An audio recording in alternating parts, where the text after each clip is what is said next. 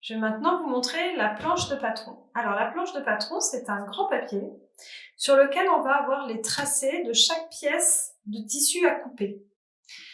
L'ensemble forme ce qu'on appelle un patronage. Alors, chaque pièce de tissu à couper, par exemple ici devant, manche, dos, on verra plus en détail comment les repérer, mais chaque pièce est dessinée donc avec plusieurs lignes, on va voir à quoi ça correspond, mais on ne dessine que le côté droit du corps. Un patronage, on dessine comme ça va être symétrique, mon côté droit et mon côté gauche vont être symétriques, on ne dessine que le côté droit. Et quand on va couper le tissu, eh bien, on va faire ici la symétrie. On verra comment. C'est très simple. On verra comment à ce moment-là. Mais on n'a qu'un demi-devant, en tout cas que le devant droit, la manche droite, le jupe-dos côté droit, etc. Quand on regarde cette pièce ici, donc on s'aperçoit qu'il y a plein de tracés, mais on voit aussi qu'elle est superposée avec une autre pièce. Donc ça, c'est la jupe dos. Et la jupe dos est aussi superposée avec la manche. Voilà, c'est noté là, la manche. Donc toutes ces pièces se superposent et c'est pour ça qu'on va décalquer. On va décalquer chaque pièce pour pouvoir les séparer et les mettre ensuite sur notre tissu pour pouvoir couper le tissu. C'est tout l'intérêt d'un patron de tissu, c'est ça a la forme du tissu à couper. Alors, si je regarde mon devant, je vois que j'ai plein de tracés. Et chaque tracé correspond à une taille. Dans ce cartouche, il existe toujours un cartouche sur une planche de patron. Le cartouche va me donner ici à quoi correspond chaque taille. Donc là, on va du 34 au 52. Et pour chaque taille, on va avoir une ligne de tracé différente. C'est très flagrant sur la taille 40, qui est une ligne pleine ici. Et la taille 42 juste en dessous, où il y a des tout petits pointillés. Si je regarde ma pièce de patron ici devant, j'ai ma ligne en trait continu en taille 40, puis après j'ai ma ligne en taille 42. Donc, comme vous connaissez maintenant votre taille à couper, moi personnellement je vais couper le 38, donc c'est celui-ci, eh bien je vais pouvoir couper que le trait qui correspond à ma taille 38. Quand c'est un trait plein, ça correspond à toutes les tailles confondues. Voilà. Si on continue à déchiffrer ce cartouche, on voit qu'il y a une ligne fléchée et qu'on l'appelle droit fil. Cette ligne fléchée, vous allez la retrouver absolument sur toutes les pièces de patron. Ici, sur le devant, elle est là, et il y a bien marqué droit fil au-dessus. Sur la manche, elle est là, et il y a bien marqué droit fil dessus. Pareil, ici, une ligne fléchée, avec marqué droit fil pour la jupe dos. Cette ligne, on verra plus tard, mais cette ligne va nous servir à placer correctement la pièce de papier finalement sur le tissu. Voilà, on la pose pas comme on veut sur le tissu et on coupe, on la pose en suivant un sens et donc c'est ce droit fil qui va nous permettre de déterminer ce sens. C'est pour ça que c'est très important de le copier et de ne pas oublier de copier cette ligne-là. Si je continue mes symboles, j'ai un symbole fléché comme un petit rectangle avec deux flèches au bout. Il est noté ici coupé au pli. Alors j'en ai un là, ici, et là il est noté milieu dos au pli.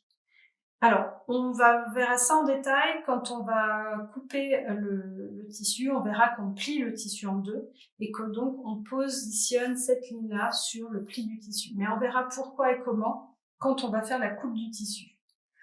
Les symboles suivants, c'est le bouton, avec le cercle et la croix à l'intérieur, et la boutonnière. Ils vont toujours de pair, puisqu'un bouton et une boutonnière vont faire partie d'un ensemble qu'on appelle une patte de boutonnage. L'un ne va pas sans l'autre. Et finalement, ici, vous avez des crans. Alors, ces petits crans, ils sont très visibles ici. Ces petits crans vont nous permettre de faciliter le montage à la machine à coudre. C'est-à-dire que quand on va couper notre tissu, on va faire des petites entailles, je vous montrerai comment. Et quand on va coudre, ces petites entailles vont nous servir de repère. Par exemple, ici, on peut déjà voir, enfin, je peux déjà vous dire en tout cas, qu'on est sur l'emmanchure du devant et que ce cran-là va venir correspondre ici à l'emmanchure de la manche du côté devant. Voilà, ces deux petits crans vont correspondre, mais on verra ça plus tard. Il faut juste retenir que ça va nous aider pour le montage du vêtement par la suite. Donc là, on a déchiffré le cartouche. Maintenant, si on regarde de plus près chaque pièce, donc ici, encore une fois, c'est le devant. Donc j'ai bien vu que j'avais des lignes de taille, que j'avais un 3 fils, que j'avais ici des boutons et des boutonnières. J'ai une ligne milieu devant. Les boutons et les boutonnières sont alignés sur le milieu devant. J'ai ici un cran, on verra aussi tout à l'heure comment le décalquer. Mais surtout, j'ai un ensemble d'informations. Donc ça, c'est sur le devant. Et j'ai un autre ensemble d'informations qui correspond à ma manche.